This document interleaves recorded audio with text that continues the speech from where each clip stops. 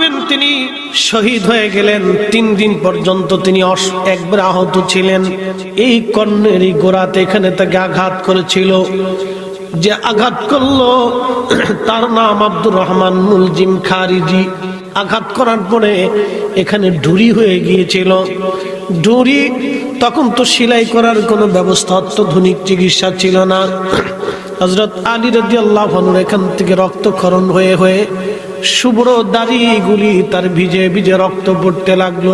3 দিন পর্যন্ত তার রক্ত বন্ধ করতে পারে নাই।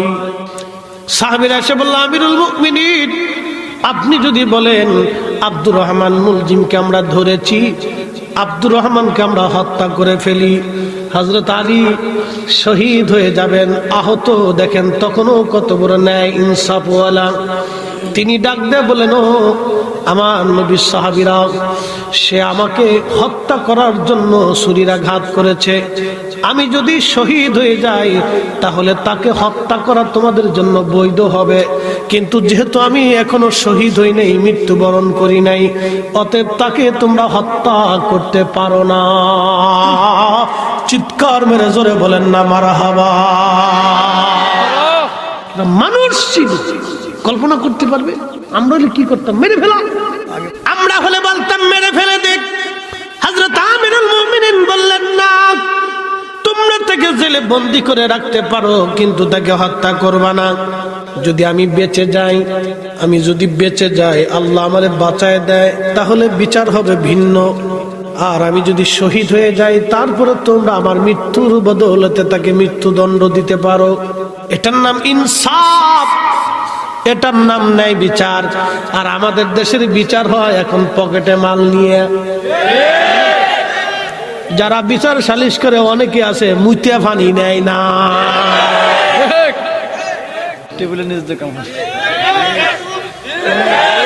কোন খারাপ করে না, সত্য কথা। দুনিয়ার এই যে বিচার সালিশ আদালত, এটা কত বড় ইবাদত আমি আপনাকে ভাষায় প্রকাশ করে বুঝাইতে পারবো না। এখান থেকে কেউ যদি চুল পরিমাণ অন্যায় করে, কিয়ামতের ময়দানে যে কত কোটি বছর তাকে দাঁড়িয়ে থাকতে হবে সে নিজেও বুঝতেছে না। হায় আল্লাহ, বিচার সালিশ অত্যন্ত জটিল এবং কঠিন কাজ। এটা আপনাকে পরিপূর্ণ আদল এবং ইনসাফের সাথে করতে হবে, আল্লাহকে ভয় করে, যে না, আল্লাহর দরবারে আমাকে একদিন দাঁড়াইতে হবে। এটা অত্যন্ত জটিল একটা বিষয়। কেউ যদি দুনিয়ার থেকে অন্যায় বিচার করে, বিচার যদি সঠিক না হয়, কিয়ামতের মাঠ তার কত বড় ভয়াবহ হবে, এটা ভাষায় প্রকাশ করার মতো না। ও বান্দা কত কোটি বছর কিয়ামতের ময়দানে দৌড়াবে মাফের আশায়, কিন্তু মাফ হবে না। বড় কঠিন। ও নবী না মানিলাম, কি যে ভুল করিলাম,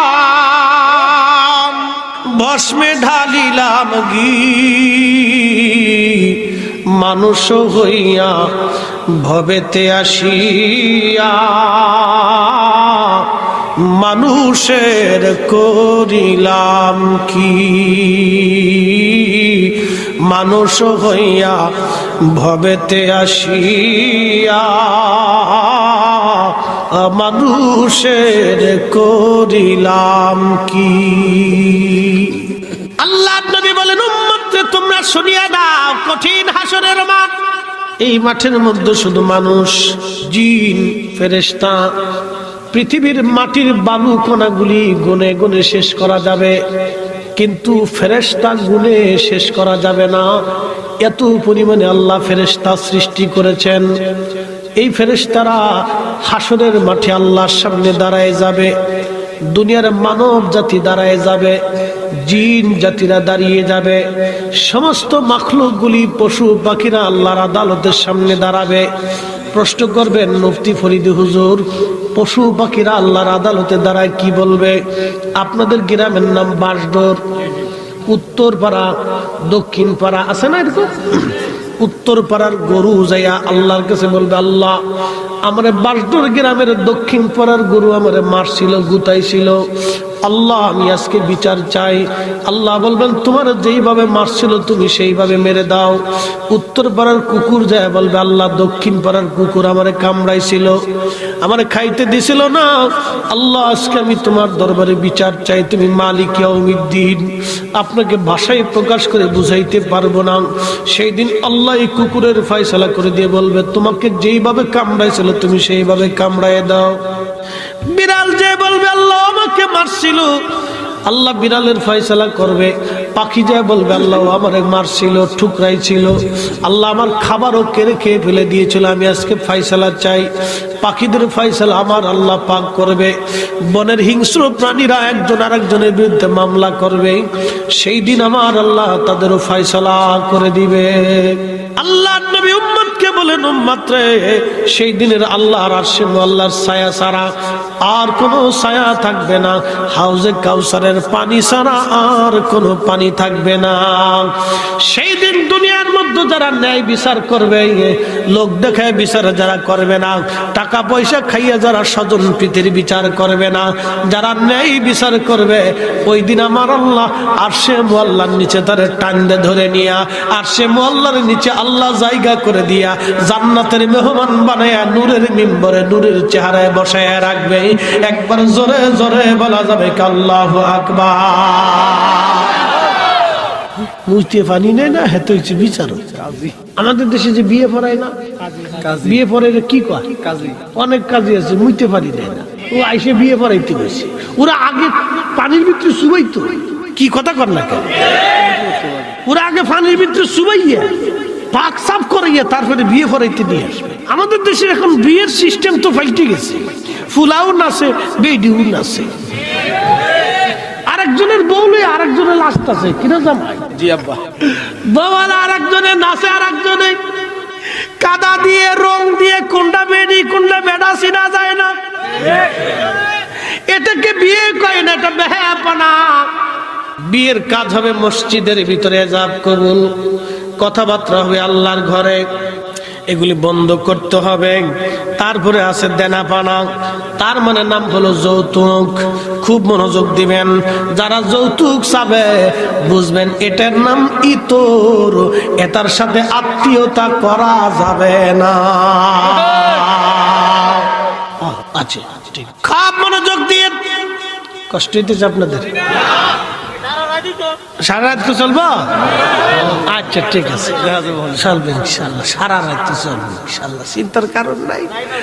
একটু পরে কুয়াশা পড়লে হুজুর যাই গিয়ে, আমার খিচুড়ি লাগতো না, তারপরে ফিরে যাই গিয়ে, আর বেশি কিছু লাগবে না, দুটো দোরা সাবানে সাইডে দেয়, তৈলে বোঝা দেবো মুসলিম ইমান কদ্দুর খারাপ।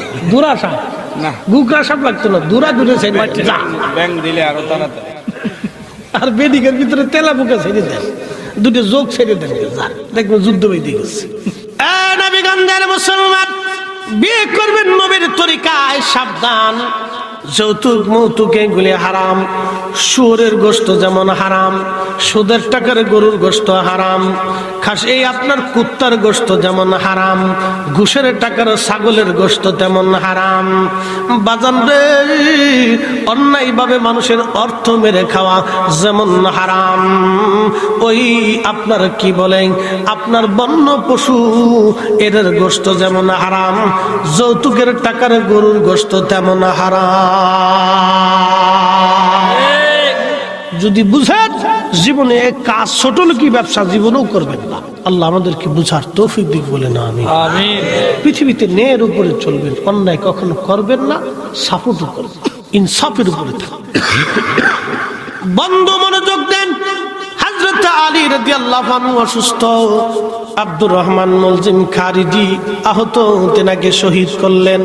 ওনার জানাজার নামাজ সকালবেলা নিয়ে যাওয়া হচ্ছে, ফজরের নামাজ পড়ে জানাজা কবরস্থ করার জন্য নিয়ে যাওয়া হচ্ছে ওনাকে।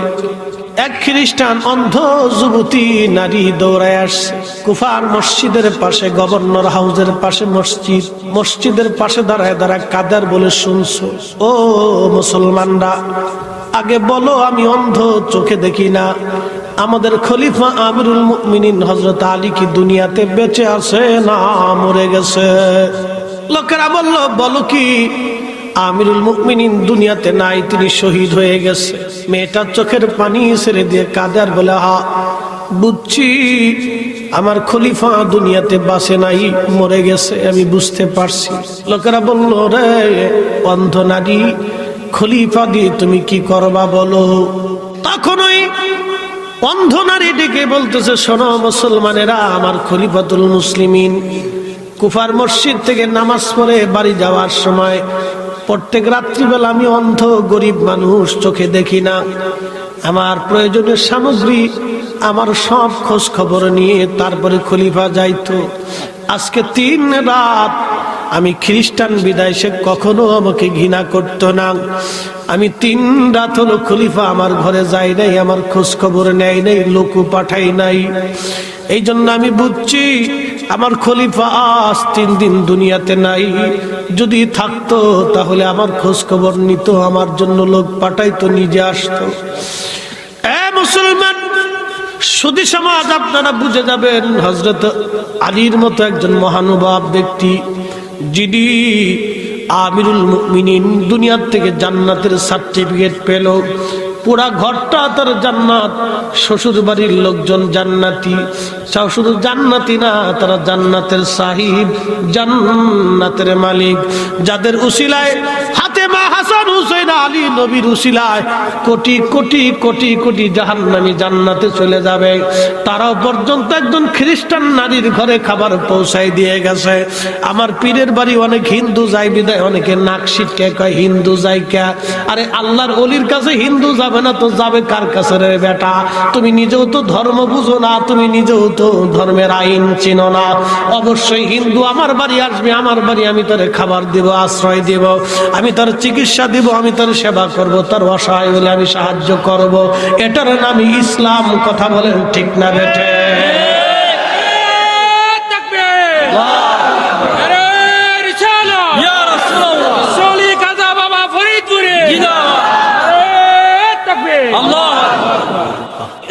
কষ্ট হচ্ছে আপনাদের?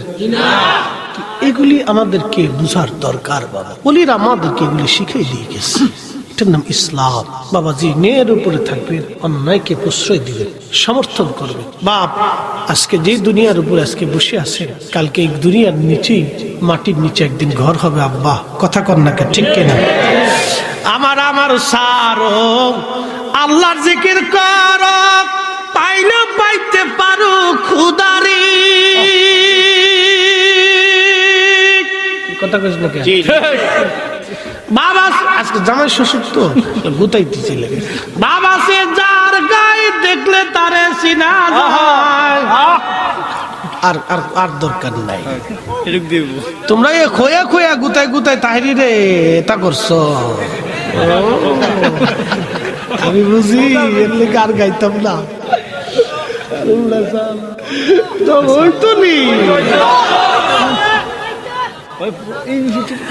বন্ধু আমার শান হইতো একটু যাই। খলিফা হারুন রশিদের এই স্ত্রী জুবাইদার কথা বলতেছিলাম, মনে আসি না আপনাদের? জুবাইদা অত্যন্ত সুন্দরী, ধার্মিকা। বেশি লম্বা করব না, কারণ প্রচন্ড শীত পড়তেছে, বাইরে অনেক কুয়াশা। আপনারা খুব মায়া করে আমাদেরকে দাওয়াত করতেছেন, সন্ধ্যা থেকে পর্যন্ত ওয়াজ। আমি আপনাদেরকে একবারে ডাইরেক্ট অ্যাকশন মেরে দিছি, কারণ বাকি ঝুঁকি করি নেই। আমার ওয়াজে কোনো ফাঁকি ঝুঁকি, বাকি ঝুঁকি, ফাঁকি ঝুঁকি নাই। যাহা বলিব সত্য বলিব, মিথ্যা বলিব না। আমি লোক করা ওয়াজ আমার করা, আমার আজ পর্যন্ত আমার কণ্ঠকে নকল করতে পারে বুঝার চেষ্টা করছে, কাজ হবে না। খলিফার স্ত্রী জুবাইদা সুন্দরী, প্রশংসা করতে করতে খলিফা বলে ফেলছে স্ত্রী রে, তুমি যদি চাঁদের চেয়ে সুন্দর না হও তো 3 তালাক। আমাদের দেশে অনেকে বউরে তালাক দেয়, দেয় কি দেয় না? এই পুরুষ সমাজ আপনাদের কাছে বলে দিয়ে যাই, অনেক নারীরা আমাকে বলছে, হুজুর আপনি শুধু মেয়েদের বিরুদ্ধে ওয়াজ করেন। না, মেয়েদের বিরুদ্ধে ওয়াজ করি না। আমার দেশের অনেক শ্বশুর শাশুড়ি আছে দাজ্জাল, ঠিক তোরাও ঠিক কইছ। কেন কইলাম আপনাদেরকে শোনাই আজকে। একটা মেয়ে আপনার ঘরে আসছে নতুন বউ হয়ে, আপনার ফ্যামিলি সম্পর্কে সে অজ্ঞ, আপনার পরিবেশ সম্পর্কে অজ্ঞ। সে মায়ের আদরের ছেলে মেয়ে ছিল, একটা ফ্যামিলিতে সে 20 বছর কাটাইছে, ওখানকার পরিবেশ, ওখান থেকে সে আপনার ঘরে আসছে নতুন। অনেক শাশুড়িরা বুঝতে পারে না, বৌমা আসার লগে লগে তারে কাজে হান্দায় দেয়।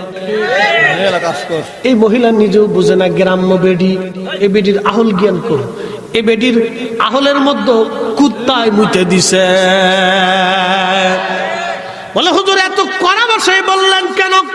ওই মেয়েটা নতুন আসছে আপনার সংসারে, আপনার দায়িত্ব হলো, আপনি একজন মা, আপনার দায়িত্ব আপনার মেয়েটা যেমন অন্যের সংসারে গেলে সে সুখে থাকলে আপনি যেমন সুখী হন, আপনার ঘরে একটা মেয়ে আসছে অন্যের সংসার থেকে, সেও সুখে থাকলে তার মা ওই রকম সন্তুষ্ট হবে।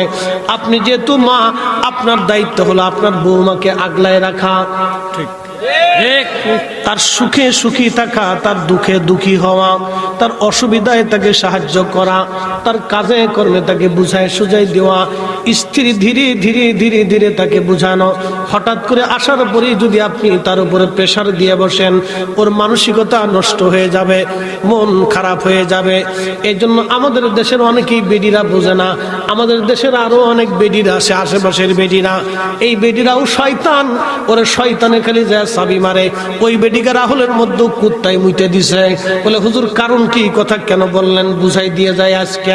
ওই সমস্ত বেডিরা যাইয়া ওই মহিলার সামনে দেয়া, ওই স্বামী যে বিয়ে করে আনছে আব্দুল আলিম, আব্দুল আলিম রে বলবে, আলিম রে না তোর বউটা বেশি সুন্দর হইছে না, কি কথা কর না। এই সমস্ত কথা যে বেডিকারে কবেন জুতা দিয়ে বাইরে এলাকা থেকে সারা করে দিবেন, শয়তান। ও সংসারে অশান্তি বাঁধাইতে আইছে। যুদ্ধ বাঁধাইস না, কালকে ভিডিও দেব।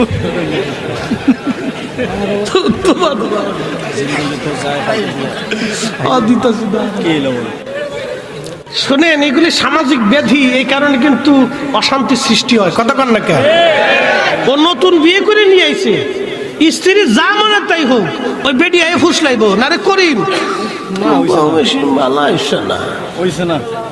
না তুই যে ফুলা, তোর বউটা আরো ভালো দরকার ছিল, কি তবে করছো বুঝবেন, এটাই শয়তান, আজাদিলের খালাতো বোন। কি কথা কর না কা? এগুলো সমাজে অশান্তি সৃষ্টি করে সমস্ত নারীরা। এগুলো খালি ওয়াজ শুনে গেলে হবে না, এগুলো শিখে দিত। অনেক ফ্যামিলি এভাবে নষ্ট হয়ে যায়। নতুন বউ আসার পরে তার উপর একটা প্রেশার এসে পড়ে, মনোমালিন্য হয়, সংসারে অশান্তির সৃষ্টি হয়ে যায়। বিবাহ একটা পবিত্র বন্ধন, আপনি এটা ছেলে খেলা না, এটার মাধ্যমে আমার পরিচয় হয়েছে, হুজুরের পরিচয় হয়েছে, ওলামা ইকরামের পরিচয় হয়েছে, আপনার বাবার পরিচয় পেয়েছে। সমস্ত নবী আলাইহিস সালামদের সুন্নাত, আল্লাহর তরিকা এটা। প্রিয় উপস্থিতি আমার, খুব মনোযোগ দেন। জুবাইদা বলে ফেলছে তালাক। এখন ইরাকের সমস্ত আলেমরা বলল, হ্যাঁ আপনার স্ত্রী তালাক হয়ে গেছে, কারণ মানুষ তো আর চাঁদের চেয়ে সুন্দর হয় না। চিন্তায় পড়ে গেলেন খলিফা, মনক্ষুণ্ণ হয়ে মাসের পর মাস চলে গেলেন তিনি এক নদীর পাড়ে, গাছের নিচে বসে বসে চিন্তামগ্ন। খুবই কষ্ট, মাত্র 5 মিনিট কথা বলবেন না, লড়াচড়া দিবেন না। যদি পেশাব আসে সুন্দর করে একবারে সেলো মেশিন চাপ দিয়ে ধরে রাখেন। কথা বুঝছেন না? যদি পেশাব আসে তো লড়াচড়া দিন না, সেলো মেশিন চাপ দিয়ে ধরে রাখেন, একবারে নাট বল্টু টাইট দিয়ে বসে থাকবে, কোনো লড়াচড়া হবে না। খুব মনোযোগ দিয়ে খলিফা হারুন রশিদ রাহমাতুল্লাহি আলাইহি বুজুর্গ ছিলেন, যদিও পাপ পুণ্য সবারই আছে, কিন্তু চিন্তায় পড়ে গেলেন। এক যুবক আলেম রাস্তা দিয়ে আসে, জিজ্ঞেস করলেন, আসসালামু আলাইকুম মুরব্বী। সম্ভ্রান্ত পরিবার মনে হচ্ছে, চিন্তিত, কারণটা কি? বলে, বাবারে এত আলেম ওলামা যার সমাধান দিতে পারে নাই, তোমার কাছে বলে লাভ কি? বলে, হুজুর বলেন, সিংহের দরজায় ইঁদুরেরও প্রয়োজন হয়, ছোট বলে আপনি আমারে দূরে ফেলাই দিবেন না। বলেন, বলতেছে, বাবা দরবারে আমি আমার স্ত্রীকে পূর্ণিমার চাঁদের প্রশংসা করতে করতে বলে ফেলছি, আমি দেশের খলিফা হারুনুর রশিদ, আমার স্ত্রীর নাম জুবাইদা, বড় নেকবক, সালেহা, আবেদা, জাহেদা। আমার স্ত্রী বলে ফেলছি চাঁদের চেয়ে সুন্দর যদি না হয় 3 তালাক। আমার এই স্ত্রী আর কোথাও পাওয়া যাবে না। আলেমরা বলছে হিল্লে দেওয়া লাগবে, 3 তালাক হয়ে গেছে। এখন বাবা আমি বড় বিপদের মধ্যে পড়ে গেছি, আমার নেকবক স্ত্রী আমার ভুলের জন্য আজকে সে কষ্ট পাচ্ছে। তখন ডাক দিয়ে বলল, হুজুর চিন্তার কোনো কারণ নাই, আপনি চিন্তা করবেন না, আপনার স্ত্রী তালাক হয় নাই, আমি ফতোয়া দিয়ে দিব। দলিল আছে? মহা দলিল আছে। বলে দলিল কেমনে, কিভাবে? বলতেছে হুজুর আগামীকাল আমি আপনার রাজ দরবারে যাব, শাহী মসজিদে মাগরিবের নামাজ আমি পড়াবো, আপনি ঘোষণা দিবেন মাগরিবের নামাজ আমি পড়াবো, আর ইমাম সাহেব হুজুর পড়াবে না, আর আপনি সমস্ত আলেম ওলামাদেরকে আমার পিছনে নামাজ ইক্তেদা করতে বলবেন। পরের দিন সব আলেম উপস্থিত, ওই যুবক আলেম উপস্থিত হলো। খলিফা হারুনুর রশিদ বলল, দেখেন আজকে শাহী মসজিদের ইমাম নামাজ পড়াবে না, আজকে আমার একজন মেহমান আসছে, তিনি আমার স্ত্রী তালাকের ব্যাপারে ফতোয়া দিবে, তিনি আজকে মাগরিবের নামাজ পড়বেন এবং মাগরিবের নামাজ পড়ানোর পরে তিনি ফতোয়া দিবেন আমার স্ত্রী তালাক হয় নাই, তেনার কাছে দলিল আছে। মাগরিবের নামাজ শুরু হয়ে গেল। সেই ব্যক্তির নাম হযরত ইমাম ইউসুফ রাহমাতুল্লাহ আলাইহি, ইমামুল আজমের ছাত্র ছিলেন তিনি। যেমন উস্তাদ তেমন ছাত্র, যেমন উস্তাদ তেমন ছাত্র, যেমন উস্তাদ তেমন ছাত্র। উস্তাদ ভালো হইলে ছাত্র ভালো হয়, আর উস্তাদ বিয়াদব হইলে ছাত্র বিয়াদব হয়। ঠিক কাজরে ঠিক। আমার নাম ফরিদি শাহ। জায়গা মতো দিতে একবারে জায়গা মতো, বুঝলে বুঝ পাতা, নাইলে তেজপাতা। খুব মনোযোগ দিয়ে, যেমন উস্তাদ তেমন ছাত্র। নামাজ শুরু হয়ে গেল। আলহামদুলিল্লাহি রাব্বিল আলামিন আর রহমানির রহিম মালিকি ইয়াউমিদ্দিন ইয়্যাকা না'বুদু ওয়া ইয়্যাকা নাস্তাঈন। সূরা শেষ, সূরা 3 শুরু হয়ে গেল। ওয়াত-তিন ওয়াজ-যাইতুন ওয়া তুরি সিনিন ওয়া হাদাল বালাদিল আমিন লাকাদ খালাকনাল ইনসানা ফি আহসানি তাকওয়িম। ইনসান হবে, ইমাম ইউসুফ পড়তে লাগলেন লাকাদ খালাকনাল কামার। পিছন দিক থেকে আওয়াজ আসলো আল্লাহু আকবার। নামাজি ভুল হয়েছে। কোরআনের আয়াত হলো লাকাদ খালাকনাল ইনসান, মানুষকে আমি সুন্দর অবয়ব দিয়ে বানাইছি। কামারের নাম সাদ, সাদের নাম কামার। তো ইমাম ইউসুফ বলতেছে লাকাদ খালাকনাল কামার, কিন্তু কোরআনে আছে লাকাদ খালাকনাল ইনসান। লাকাদ খালাকনাল কামার, আবার পড়তেছে লাকাদ খালাকনাল কামার। পিছন দিক থেকে আল্লাহু আকবার, মানে ভুল হয়েছে। খলিফা চিন্তা করে কোন হুজুর ধরে নিয়ে আসলাম, এটাই বউ তালাকের ফতোয়া দিব, সূরাই পড়তে পারে না। আমার বউ গেল, ইজ্জত গেল আজকে। চিনতে মাথা নত করে, আরে কি হুজুর ধরে আনছি। নামাজ শেষ। উলামা একরাম বলল, খলিফা কোন হুজুর ধরে নিয়ে আসছেন? হেতায় নামাজের ভিতরে সূরার ভিতরে 2 বার ভুল করে ফেলাইছে। সূরা তিনি পারে না, ফতোয়া দিবে কি? ইমাম ইউসুফ বলল, না ভুল তো আমার হয় নাই, ভুল হয়েছে আপনাদের। বলে বলেন কি ভুল আমাদের কেন হলো? বলে খলিফার স্ত্রীর ব্যাপারে ফতোয়া কি আপনাদের? বলে ফতোয়া হলো খলিফার স্ত্রীর 3 তালাক হয়ে গেছে, কারণ চাঁদের চাইতে মানুষ সুন্দর হতে পারে না। ইমাম ইউসুফ কয় না, কুরআন বলতেছে লাকাদ খালাকনাল ইনসানা ফি আহসানি তাকওয়িম, মানুষের চাইতে সুন্দর কেউ হতে পারে না। আল্লাহ মানুষকে সুন্দর অবয়ব দিয়ে সৃষ্টি করছি। চাঁদের কথা বলেন নাই, সূর্যের কথা বলেন নাই, দাওয়াবের কথা বলেন নাই, সাজারের কথা বলেন নাই, জাবালের কথা বলেন নাই, সামার কথা বলেন নাই, ওয়াল আরদের কথা বলেন নাই। আল্লাহ মানুষের কথা বলছেন। অতএব মানুষের চাইতে কোনো কিছুই সুন্দর হতে পারে না। খলিফার স্ত্রী তালাক হয় নাই, তালাক হয় নাই কারণ চাঁদের চাইতে মানুষ সুন্দর। একবার জোরে কন্যা মারহাবা। কে সুন্দর? মানুষ। জোরে কর, মানুষ। কে সুন্দর? মানুষ। কুত্তায় কুত্তায় মারামারি করে, জীবনে মার্ডার হইতে দেখছেন না? মানুষে মানুষে মারামারি করলে মার্ডার হয়। তাহলে এই মানুষ কুত্তার সেই তো খারাপ। হুজুর কথা খারাপ কইছি আমি? মাথা নষ্ট। আপনাকে হিসাব দিলে আপনার মাথা নষ্ট হয়ে যাবে। যে ফরিদ সাহেব হুজুর বলেটা কি? বিড়ালে বিড়ালে মারামারি করে। মারামারি দেখছেন? ওগার হাতাহাতি 4G স্পিডে চলে। 4G স্পিড আরো বেশি। কিন্তু রক্ত বেরোয় না। কি কথা কর না কে? এই যে হাতাহাতি চলতেছে, রক্ত বেরোয় না, মার্ডার হলো না জীবনে, কিন্তু মানুষে হাতাহাতি করলে রক্ত বের হয়ে শেষ। Murder 18 to murder. তাহলে মানুষ বিড়ালের চাইতেও নিকৃষ্ট। কি কথা কর না কে? আমাদেরকে মানুষ হইতে, আল্লাহ আমাদেরকে সর্বশ্রেষ্ঠত্ব দিয়েছেন মানুষ হওয়ার জন্য। আল্লাহ আমাদেরকে মুসলমান হয়ে কবরে যাওয়ার তৌফিক দিক বলে না আমি। আমিন। সেজদা হবে কার? আল্লাহ। জিকির হবে কার? আল্লাহ। আইন মানবো কার? আল্লাহ। বিধান মানবো কার? আল্লাহ। আল্লাহ। এক কথায় শেষ বাবা, দুনিয়ার থেকে একদিন সবাই কবরে চলে যাব। শুনতে চাইছি, শুনতেছি, টাকা দেয়া মাহফিলে টেহা নাইলে বলুন। না, ওই যে এটা গজল শুনবাচ্ছে, যে শুনবাচ্ছে সে টাকা রেডি করে। জিন্দেগি তোর যাইরে ফাঁকি দিয়া রে সোনার আদম, জিন্দেগি তোর যায় ফাঁকি দিয়া। ও আদম রে, বাঘ ধরিয়ে গেছে দাড়ি, দন্ত বাঁচে গোটা চারি, সমন জারি গিয়াছে করিয়ারে সোনার আদম, জিন্দেগি তোর যায় ফাঁকি দিয়া। বাজান রে, আমরা কবরে চলে যাব, সম্পদাদি নিয়ে কেউ কবরে যাওয়ার সুযোগ নাই। আপনারা বলেন মাহফিলটা কি আগামী বছর হবে না বন্ধ হবে? আমরা কি আসবো না চলে যাব? আবার আইতাম নি না, আওয়াজ তুলব, আল্লাহ আনলে আবার আসবো। কি কথা কন না কেন, ঠিক কিনা? বাবাজি, দুনিয়া একে উঠবেন না, বসেন, আমরা শেষ করে দিচ্ছি। প্রচন্ড শীত আমি জানি। বাজান রে, আগামী বছর একজন আল্লাহর বান্দা বলবেন, হুজুর আমার মা